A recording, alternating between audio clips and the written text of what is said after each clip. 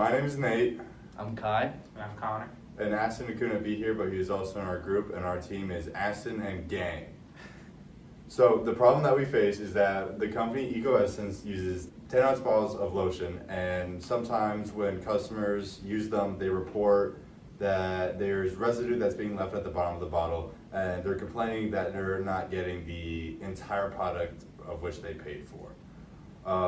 So the clients in this case is the company EcoEssence, which hired our team to redesign their packaging, and the users range from a whole plethora of people, which including kids, elderly, and even people with disabilities. Now the need/focus of this solution is we need to reduce the product that's remaining in a 10-ounce bottle when it's considered done. And then we need to alleviate this so that way the company doesn't lose as much money and they don't get as much complaints from the users. And also we need to do so in a way that doesn't add too much waste to the environment, because the company or the client that hired us cares about its impact on the environment, and therefore we shouldn't be producing too much waste.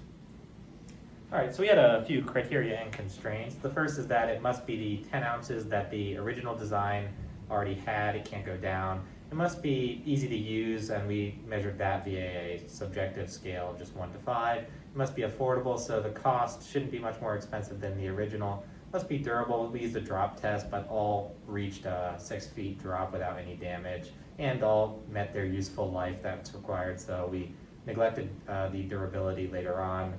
And then we wanted efficiency, which is the extractable product compared to the product put into the container. Alternate solutions, so the control, which was just the current design, wasted a ton of product, but it doesn't require any changes if we want to go forward using that design.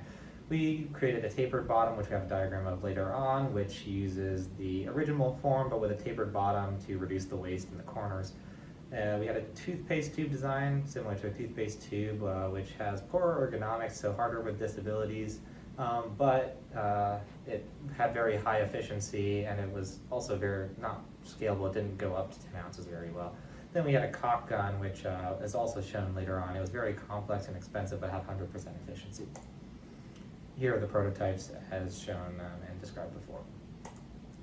So this is going to be our data on testing and prototyping. We've provided 2 tables. The first one's going to be our raw data that shows things like efficiency, cost, and ease of use.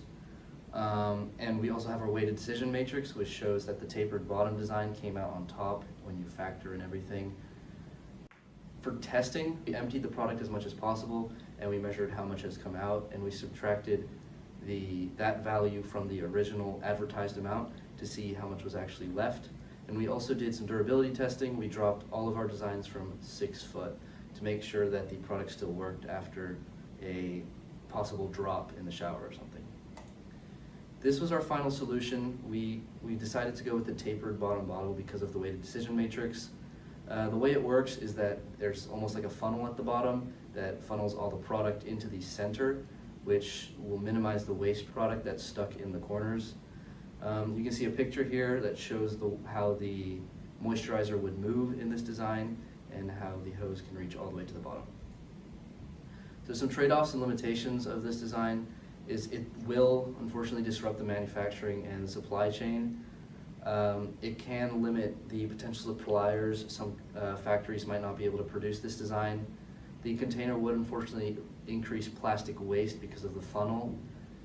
We'll also lose compatibility with our other product lines, and it will require new packaging, and we will have to make new marketing as well. Thank you.